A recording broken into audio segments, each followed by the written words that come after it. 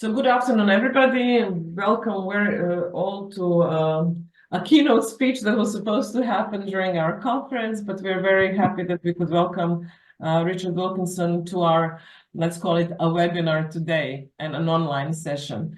So Richard, thank you very much for joining us. Just a very short introduction about a lot of things that you have done, but a very short introduction. Richard is an emeritus professor of social epidemiology at the University of Nottingham Medical School, an honorary professor at University College London, and honorary visiting professor at the University of York. He was always focused on bringing the injustices of health inequalities to public attention, and many of his books have been widely read. Probably the most famous one, Poverty and Progress: An Ecological Model of Economic Development, which was published in 1973, but then reissued in 2022. So very actual still. Thank you, Richard, for joining us, and we're very much looking forward to your presentation. We'll have about 50 minutes of a presentation, and then there will be some time for questions and discussion. Thank you. The floor is all yours. Well, thank you, Lana. I'm glad to have this second opportunity to speak to you all. I'm very sorry about the failure the first time.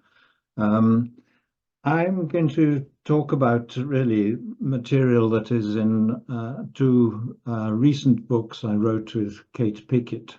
In English, they're called The Spirit Level and The Inner Level. In English, a spirit level is what builders and carpenters use to get things horizontal or vertical. And that title seemed appropriate because the book is about the effects of inequality. I started off as an epidemiologist working on health inequalities, the big social class differences in life expectancy. And that work, in a way, was developed earlier in Britain than other places. We had been there'd been official figures on occupational class differences in death rates from about 1911 or 1921, and so we had that as a basis for looking at class differences in health. And fairly soon I started to focus on the effect of income differences. And then when finding relationships between a number of factors, including health, and how big the income gap was between rich and poor in each country, spending a lot of time trying to understand how this relationship worked. And so I'm going to take you through that. I want to share my screen to show you some slides. Which is it? This one. Okay, can you see this slide with a peacock and a pigeon? The peacock is a very showy, ostentatious bird, and the pigeon is more modest. And in a way, I like using those because it's about the psychosocial effects of inequality. So that's really what I'm going to be concentrating on. I think there's often a very naive idea that inequality only matters if it creates terrible poverty. But actually, it has much more fundamental effects. In a way, it puts us in a hierarchy, an ordering, which I think many of the public think of as an ordering from best to worst in terms of almost of the quality of people or their intelligence or their ability. And so the lower you are, the more it hurts. You worry about how people judge you. It really does change the relationships between us. I'm going to show that. And so in a way, I'm going to be talking about something much closer to monkey dominance hierarchies rather than anything to do with Marx or a socialist perspective. I think we're dealing with our evolved psychology, our sensitivity to issues to do with social status. So in a way, this talking about income differences is not something quite separate from the social class differences in health or in educational performance or all sorts of other problems. I think it's telling us more about those differences. So in a sense, what we're dealing with is whether we live in a society with a very steep social hierarchy like that or a much shallower one like that. And the data shows that it has multiple effects on us. I mean, interestingly, even you can see that people are less likely to marry somebody from a different social class in a society with bigger income differences. Social mobility declines, residential segregation between rich and poor increases, community life weakens, all sorts of effects. So we're going to get into that kind of stuff. But first, I want to draw attention to what I think is a very important study by Robert Walker and others. They interviewed people classified as in poverty in different societies. Well, what are the societies? They interviewed people in poverty in Uganda, India, China, Pakistan, Korea, United Kingdom, and Norway. So there were rich and poor countries.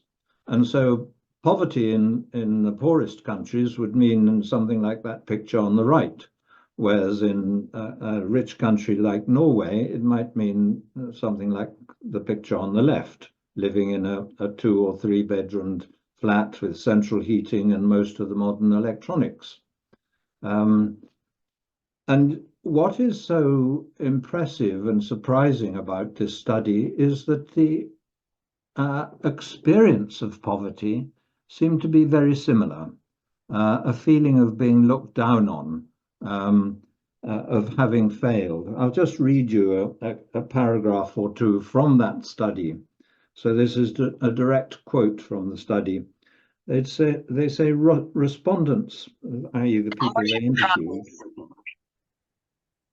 universally despised poverty and frequently despised themselves for being poor. Parents were often despised by their children, women despised their menfolk, and some men were reported to take out their self-loathing on their partners and children. Despite generally believing that they had done their best against all odds, they mostly considered that they had both failed themselves by being poor and that others saw them as failures. This internalization of shame was further externally reinforced in the family, the workplace, and in their dealings with officials. Even children couldn't escape this shaming, for with the possible exception of Pakistan, school was an engine of social grading, a place of humiliation for those without the possessions that guaranteed social acceptance. So I emphasize that because I think when we think of big inequalities, we always think of poverty as if it was just physical, as if it was just a matter of what your material circumstances do to you. But one of the really important things it does to you is affects your social status or indicates your social status. And all those psychological things are related to that. I'm going to show you a lot of slides with income inequality along the bottom, the more unequal societies on the right, and the more equal ones on the left. I'm afraid we put this data together a long time ago. We're just actually updating it now, but I'm going to show you quite old data. And it's really the rich developed market democracies. You'll see them in a minute and I show different problems up the side. And all the problems that are related to income inequality are problems that have what we call social gradients.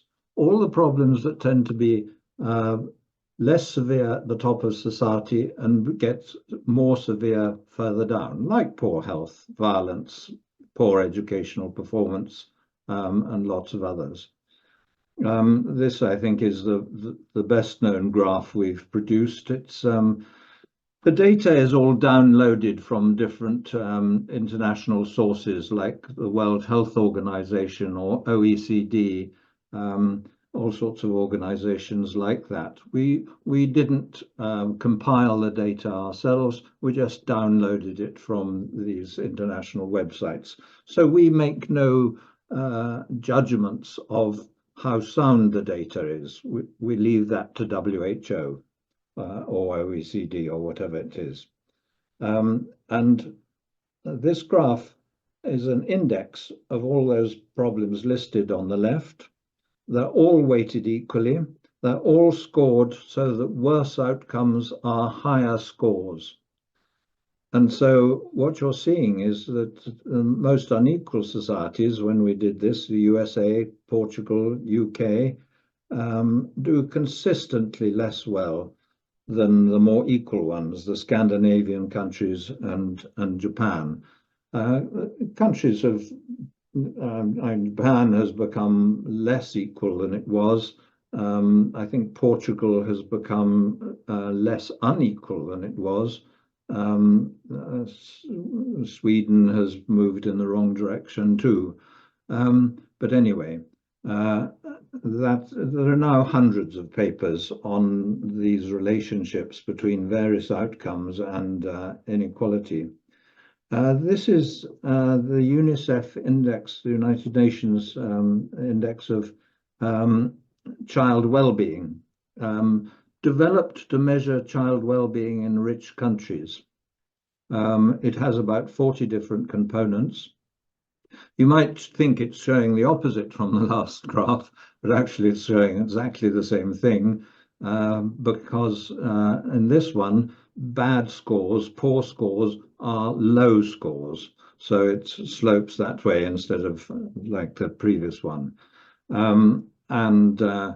So this index contains, I don't know, whether children can talk to their parents, what immunization rates are like, how they do in the international maths and literacy tests, whether there's bullying in schools, all sorts of things like that. I think 40 different components. So again, a strong relationship with inequality.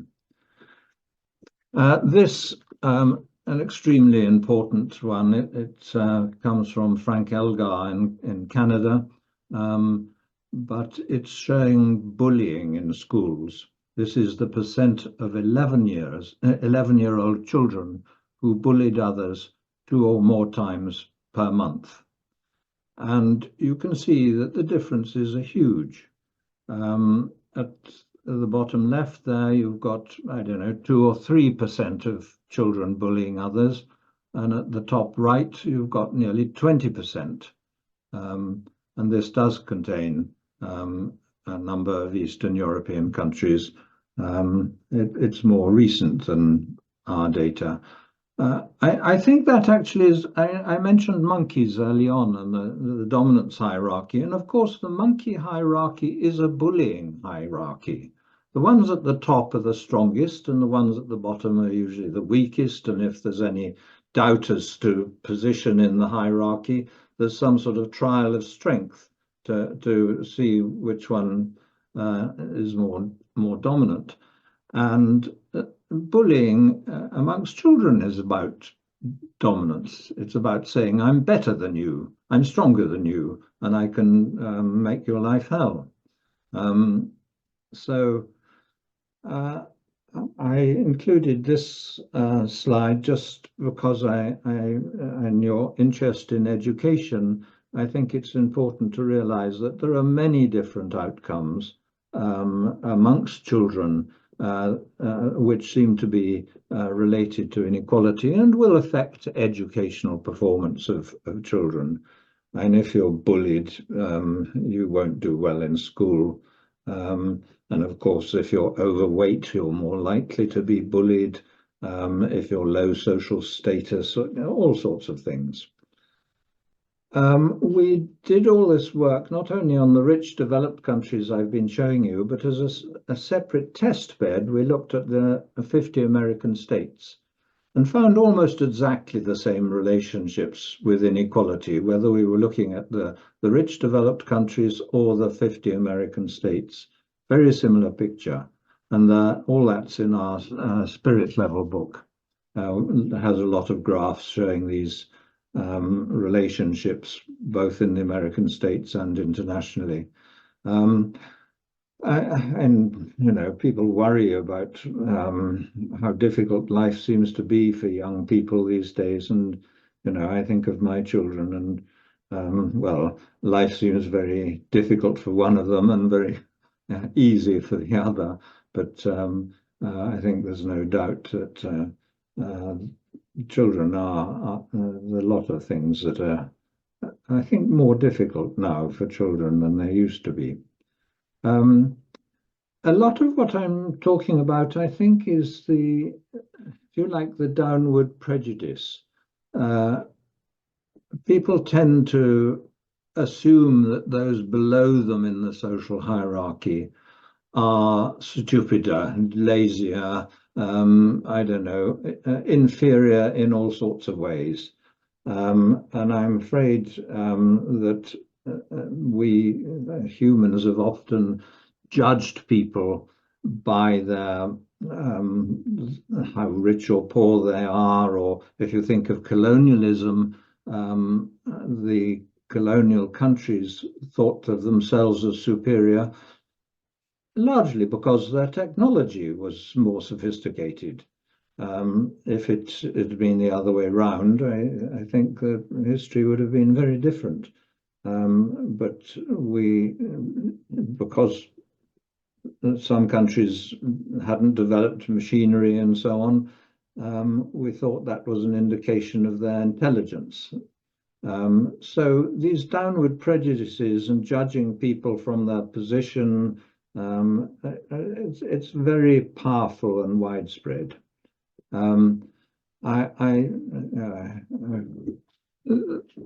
We also think of, and there's been a lot of research. Well, no, let me go back further than that. People have always, right from early Greece onwards, thought that there were almost material differences between people in different social classes. The idea that upper classes have souls of gold and others silver and bronze, and slaves had souls of iron, these sorts of ideas. And I think the issues of the research on intelligence and social class is very similar. And I think actually now it's a failed research program. In my undergraduate, my first degree, I did economic history at the London School of Economics, but I also took courses with Sir Karl Popper, the philosopher of science. And now we can decode the human genome in large samples of the population. We know there isn't a single gene for intelligence. There are hundreds, probably thousands of genes that affect our cognitive characteristics, making us better socially or artistically or musically or spatially, or all the endless differences that there are between us. And I think it's now clear that that is a failed research program. We also know how much issues to do with and this is the Advanced Progressive Matrices test, is was a widely used intelligence test. And if people from high and low social classes are given this test and told it's not a test of ability, you needn't worry about it, they perform almost equally well. But if you say, this is a test of ability, I want you to really concentrate it. You suddenly get a great gap opening up in performance of people in different social classes, and that's been shown in different ethnic groups. And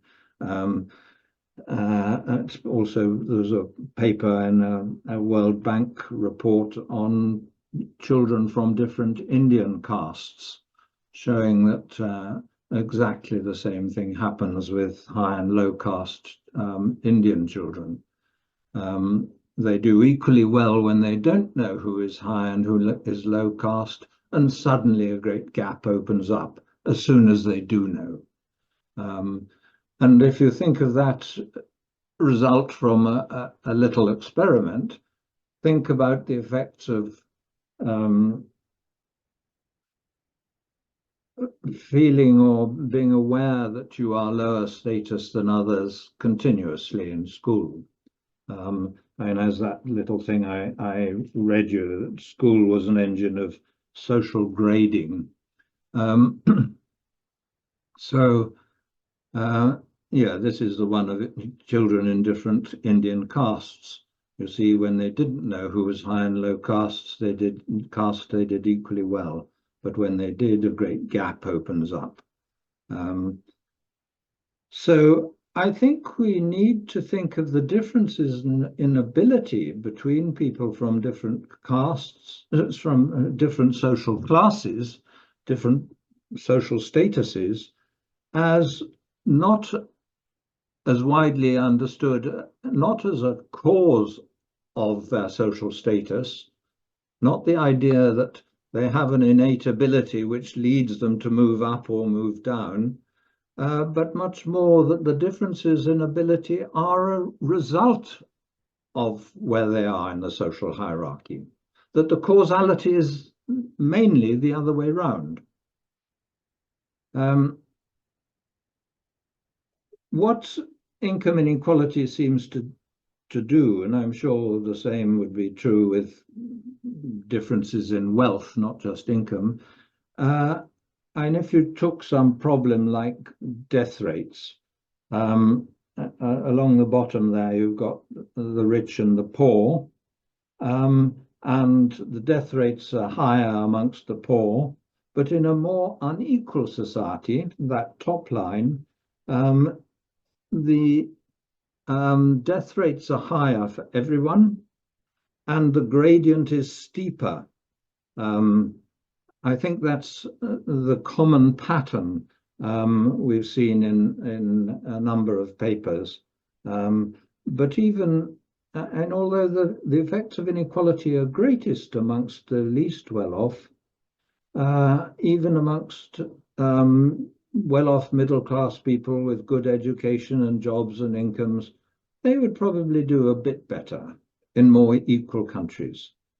They might live a little bit longer, their kids would do a bit better at school, they would be less likely to become victims of violence and so on.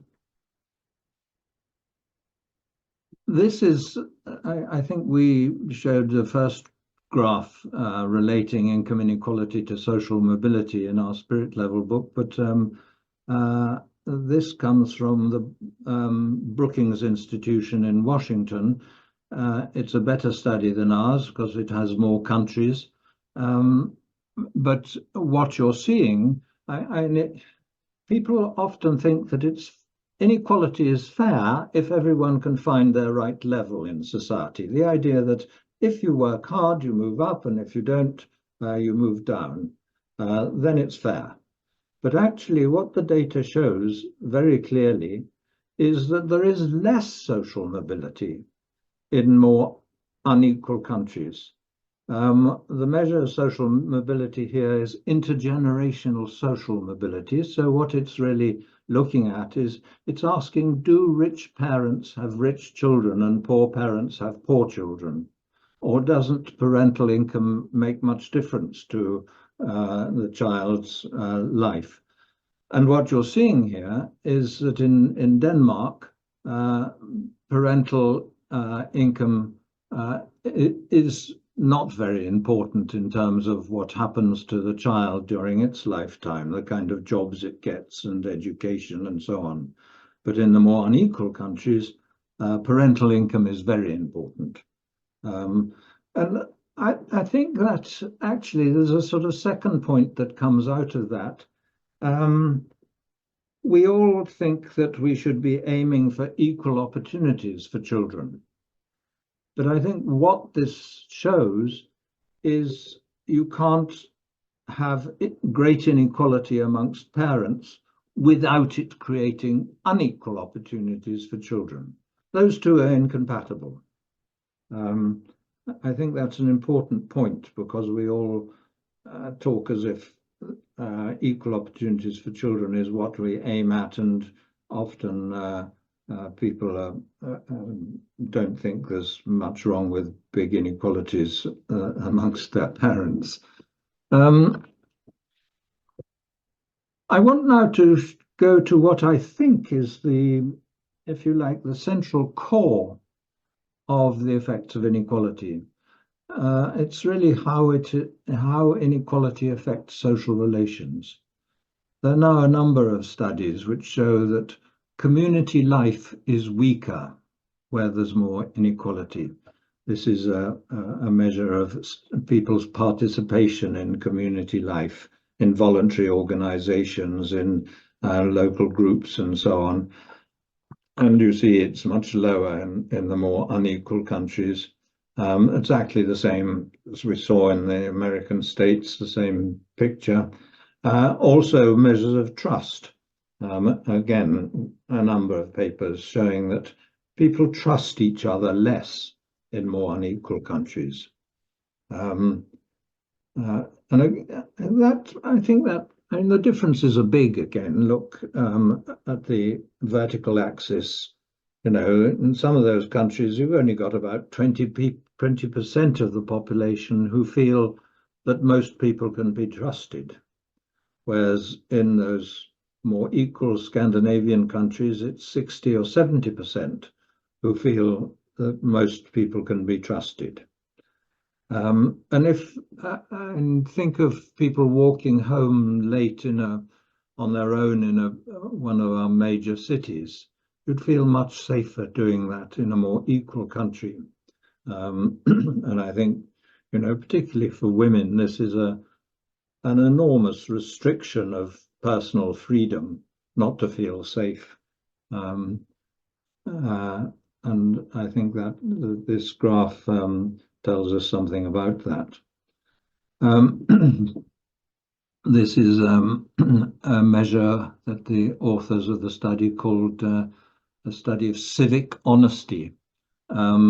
You know that psychologists have done various experiments leaving wallets around that appear to be lost or dropped. People have, and what the studies are about is seeing how many of these wallets get returned.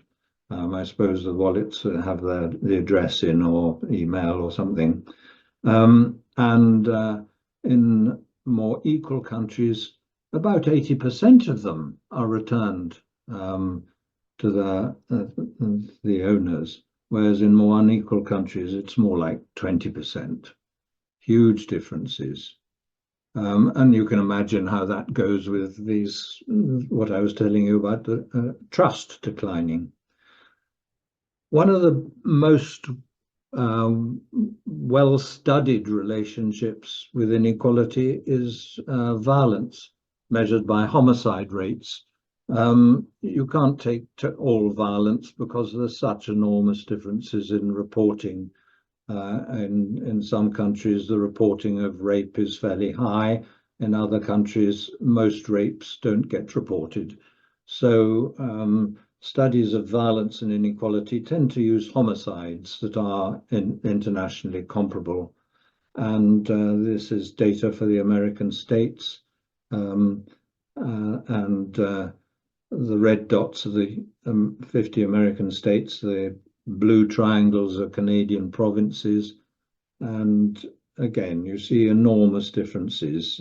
The blue triangles, you've got about 15 homicides per million population, and it goes up to 150. Really big differences. If you look at much more unequal countries than the countries in our data, countries like Mexico, we were asked to give some lectures in Mexico, you find that all these problems have gone even further, that it's not just that community life has dropped away and people don't trust each other and there's more violence, but in Mexico, in the towns, people are frightened of each other. They barricade their homes with bars on their windows and doors and razor wire around the garden fences and so on. House after house like that. And you're told not to go out at night. They tell you it's just not safe.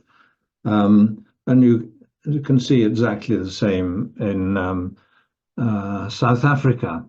South Africa and Mexico are amongst the most unequal countries in the world.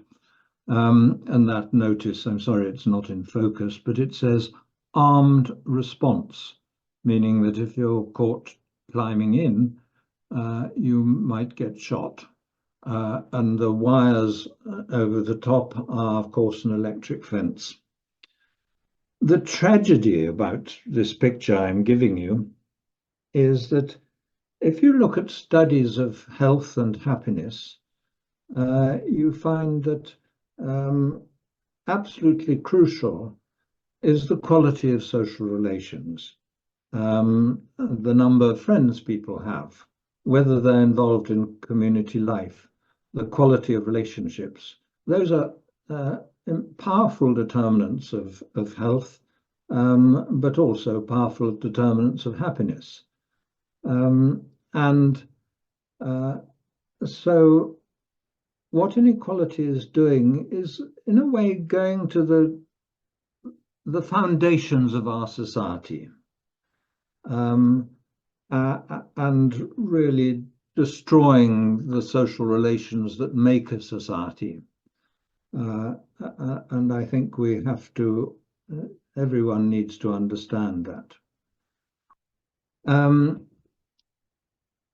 And if we ignore it, this study by two American economists, they show, both in the American states and in these countries, that more unequal countries employ a larger proportion of the labor force in what they call guard labor. By guard labor, they mean security staff, police, prison officers. They mean all the people we use to protect ourselves from each other. And of course, if you're in a society where people don't trust each other and there's a lot of violence, you will want more people in these occupations, as I say, protecting ourselves from each other. As we began in the health research, going right back to the 70s and 80s, the 1970s and 80s, we were becoming slowly aware of the effects of psychosocial factors on health. Originally, I think we imagined that all the influences on health were material, the housing conditions, your working conditions, your diet, your things like that. But as we became aware of the influence of psychosocial factors like friendship,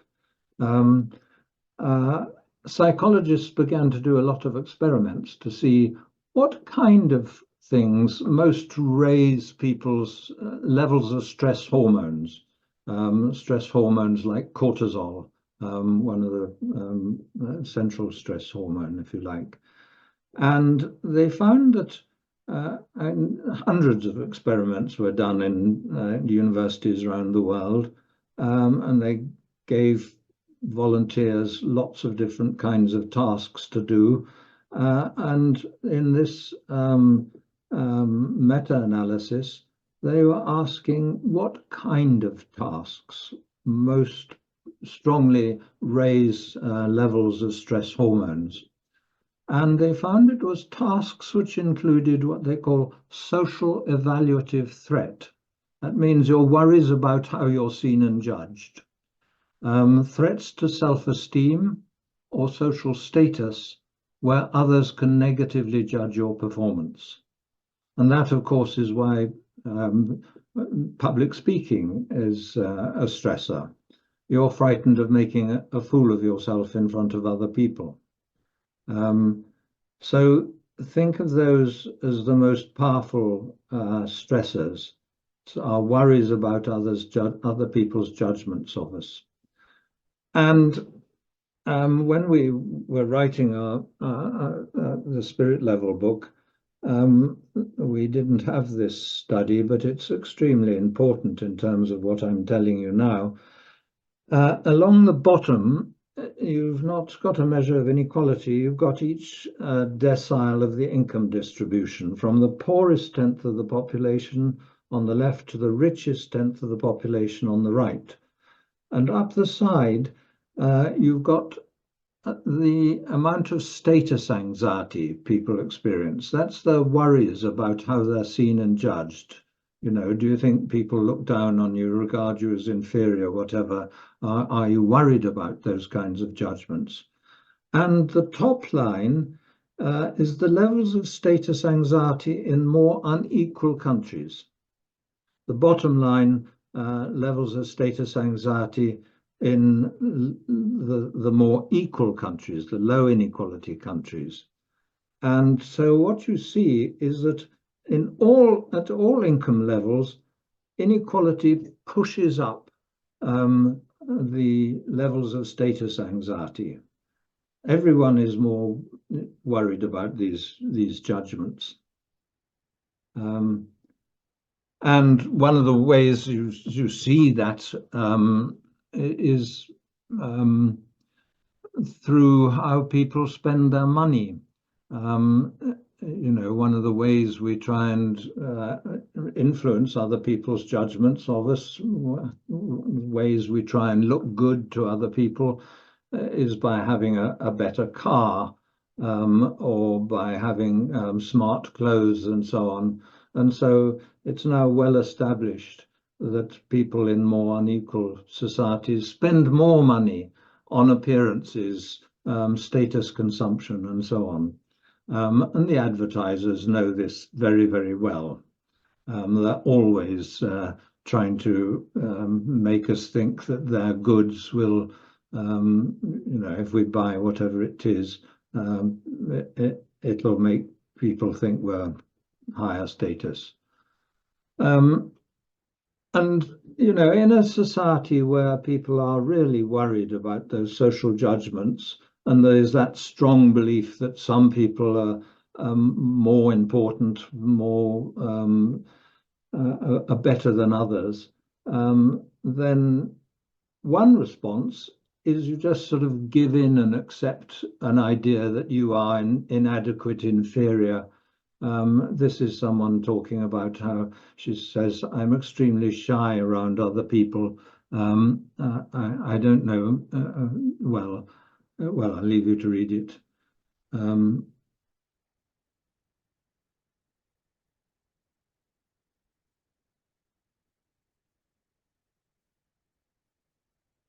So you can get a sort of paranoia. You can find social gatherings too stressful, and so withdraw from social life and probably get depressed and isolated. So that's one response, summed up perhaps in this thing. And I think perhaps it affects young people most, particularly girls worried about their appearance and so on. But there's another, and we can see internationally that, well, this is American states actually, that depression is more common in more unequal American states. But there's also the opposite. If you're worried about how people judge you, you may not just accept your inferiority, you may do the opposite, and talk yourself up and try and give everyone the idea that you're very clever and capable and attractive and rich and so on. A sort of narcissism. And again, there are now studies which show that that sort of narcissism, actually psychologists call it self-enhancement, increases in more unequal societies. In this study, people were asked, how do you think you compare with the average in your country? So you probably know the joke that 96% of Americans think that they are better drivers than average. I think people are asked to rate how clever they are and how attractive they are, all sorts of things. You see people rating themselves higher in more unequal countries. This also feeds into mental health. A really important paper by Sherry Johnson at UCLA in California, no, Berkeley in California, a psychologist and her colleagues. They reviewed an enormous amount of literature on mental illnesses and personality disorders, and show that many of them are triggered by people feeling triggered or exacerbated by issues to do with dominance and subordination, superiority and inferiority, all those kinds of issues. They say there are parts of our brain or brain systems for dealing with issues to do with dominance, position in the hierarchy. And you can think in monkeys, it's really obviously extremely important that they know who is above them and know they have to keep out of the way of those ones and behave in obsequious ways and so on. I think we're the first to show relationships between mental illness internationally and inequality using WHO data, but this is a much better study looking at the 36 OECD countries. And what you've got here is data for the problems listed on the left there. It shows on the horizontal axis the correlation coefficient across those 36 OECD countries between rates of each of those mental disorders, schizophrenia, for instance, and inequality.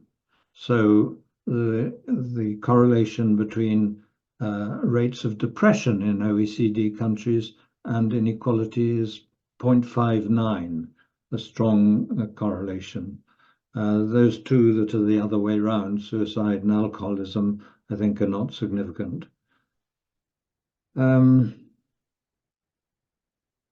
Schizophrenia, drug use. I must be quick. One of the really surprising things, surprising in relation to how we thought about these issues, and when I say we, I mean researchers around the world, thought about these issues in the 1980s and 90s, was discovering how important social status itself was. It wasn't just a proxy for other causes, like poor living conditions that lay behind measures of social status, but social status itself was a powerful influence on health. And also friendship. Friendship beneficial to health, as I said earlier, and low social status or bigger status differences damaging. And of course, those are the two opposite ways that human beings can come together. Either we're ordered by hierarchy, strength. I get the thing first because I'm stronger than you, and so the strong eat first, and the weak only eat anything if there's enough to go round. Whereas friendship is the opposite. Friendship is a recognition of each other's needs. And of course, the gift is the symbol of friendship because it is a concrete expression that I recognize your needs and I'm not going to fight you for access to whatever it is. And words like companion combine com and pan. So your companions are the people who you share the necessities of life with. This wonderful American anthropologist who died a couple of years ago, Marshall Salins, who spent his career studying hunting and gathering societies, our prehistoric origins, if you like, which were, of course, not monetized. They worked through gift exchange and sharing. One of the things he said is gifts make friends and friends make gifts, which I think is a lovely way of summarizing it. And of course, we were in those rather egalitarian societies for more than 90% of the time we've existed as modern human beings. Now, just a word or two about what's been happening to inequality. Along the bottom, you've got dates from 1930 to 2015, and those lines are measures of inequality for the different countries. Inequality was high in the 1930s and started to come down. It went on down until around 1980, and then the modern rise of inequality. And I think that is partly the fear of communism, which in a way was good for capitalism.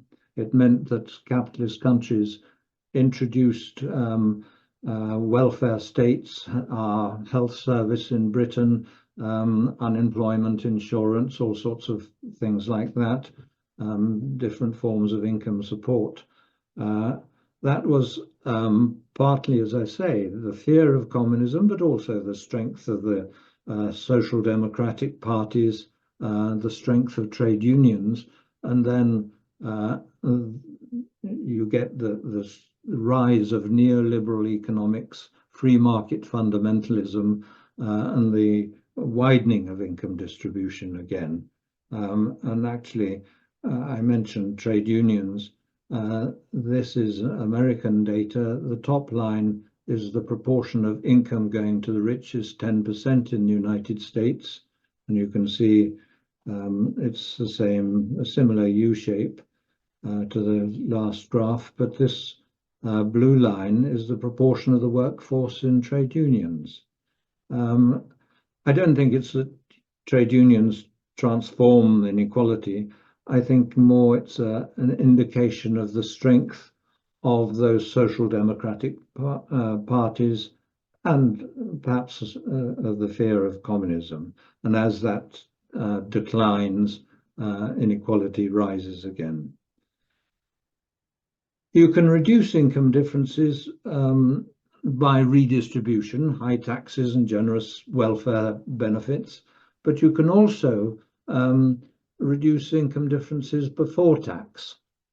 And the biggest rise in income differences has come before tax.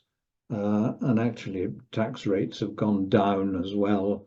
So it's not only that the rich get more before tax, but they keep more of it. Those two things working together. Actually, we've got to reduce inequality both ways.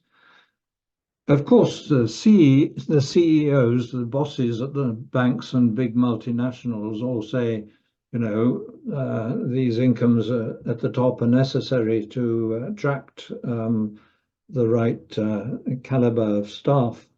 And yet, look at this graph, which is data for the biggest 350 American companies. And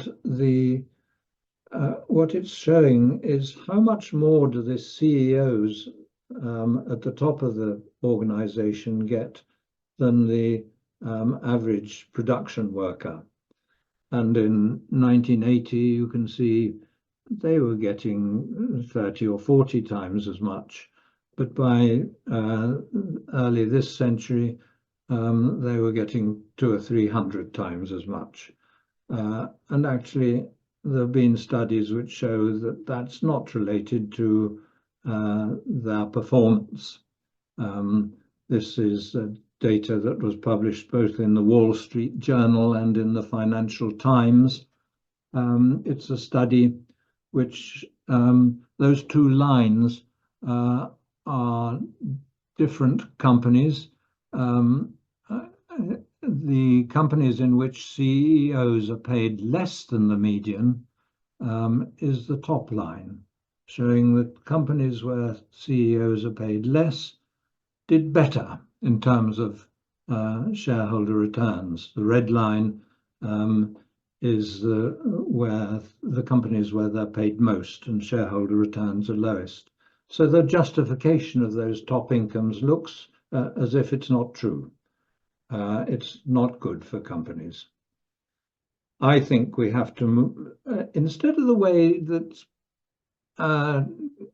under the centrally planned communist governments of Soviet Union and Eastern Europe trying to enforce greater equality, I think we've got to do the opposite way, not by sacrificing freedom of the press and democracy and so on, but by extending democracy into the economy. Increasingly, our democracies often seem rather meaningless, and I think we would give them much more meaning if we extended them into the workplace. In about what I think half the member countries of the European Union have some legislation for employee representation on company boards. In Germany, it's quite powerful legislation. In a number of countries, it's only weak. In Britain and America, it doesn't exist at all. So I think that's the road we should be going down in the longer term. And there are lots of companies that work well with partnerships, employee-owned companies, and so on. And there are studies from Harvard Business School showing that those more democratic models look as if they perform better. So thank you all for listening and giving me this time to talk to you. Thank you, Richard, very much. Maybe we can just stop sharing the screen so yes, you can see everybody. Okay. Okay. So comments or questions from the audience? Might give you a minute to think about. I see I went on for a rather long time. No, it was okay. You did exactly 50 minutes, actually, by the time we started. So perfect timing. Adnan, please go ahead. Thank you, Lana. Thank you, Professor Wilkinson. It was very inspiring, and I really learned a lot of new things. I knew that inequality is bad, but it is this bad. It's like, yeah, it's really bad. So I wanted to ask if there's some kind of positive examples of how certain societies might try or succeed to overcome the inequalities by using the education. Have you came about those examples or good case scenarios or whatever in some countries that made it? You mentioned Portugal, I think, in one of your presentations, but does it have any connection with education and what they did with the education?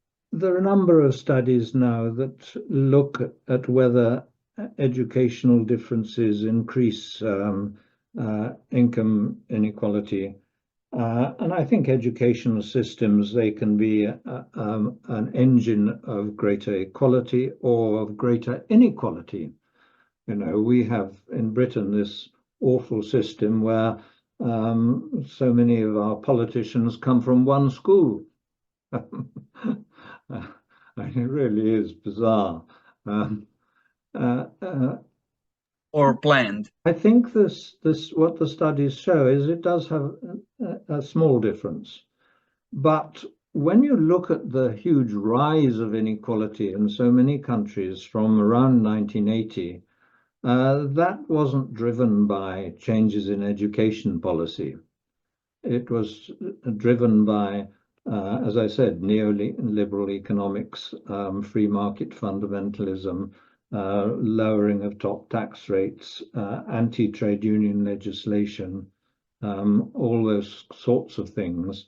I think those are more important, but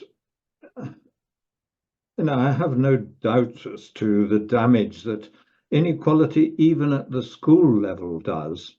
I think that graph of bullying and several graphs using different countries, different data, I mean, showing that's a sound relationship.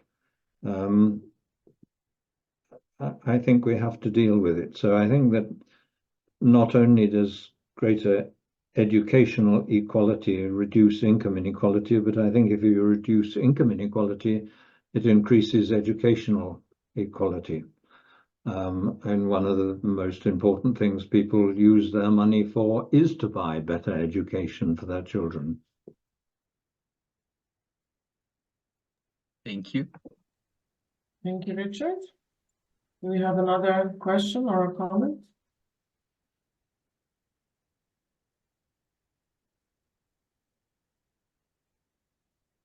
I've satisfied everyone. Yeah. I think this comment about buying better education is quite interesting because in a lot of our countries when I say the network countries, it goes all the way, privatization of education did happen quite rapidly. But actually the private schools are not really, from what we can find from data, actually providing better education. They're providing a diploma for some money.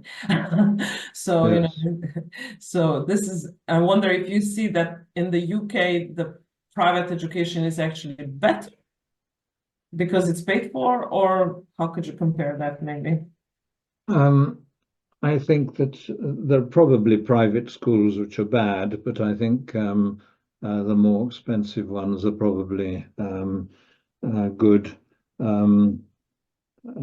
And smaller classes, better qualified teachers, better equipment, facilities, all that kind of thing. I think that's what parents are buying for their children. Yes, the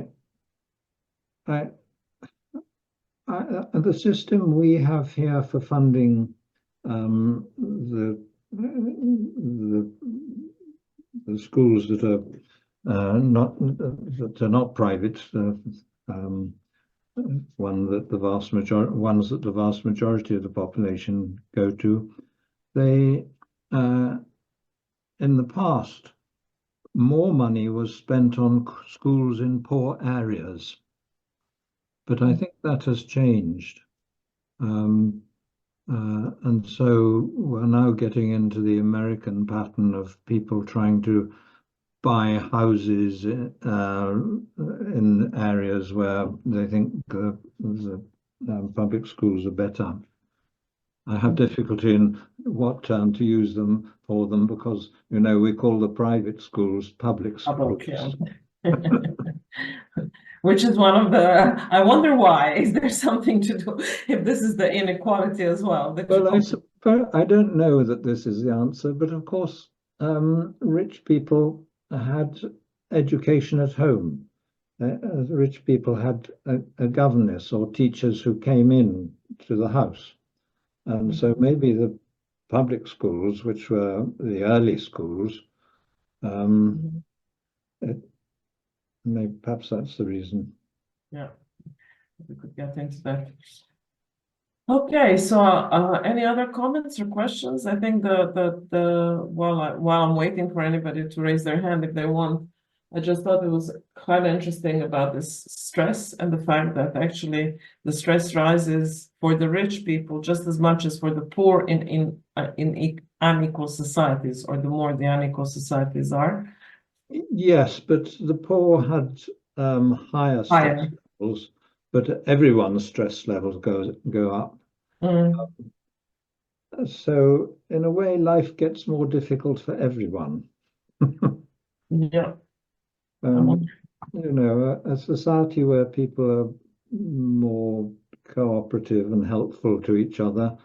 You know, I really do believe that people like helping each other. There are now studies. It was interesting when we first became aware of how protective of health friendship was, and there are now meta-analyses of lots of studies that show having a group of friends being involved in community life is at least as important as whether or not you smoke, to follow up in a follow-up period.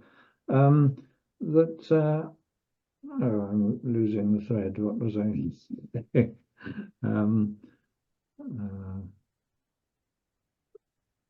No, yes, that's right. When we first became aware of that statistical relationship, we thought that it must be what friends gave each other.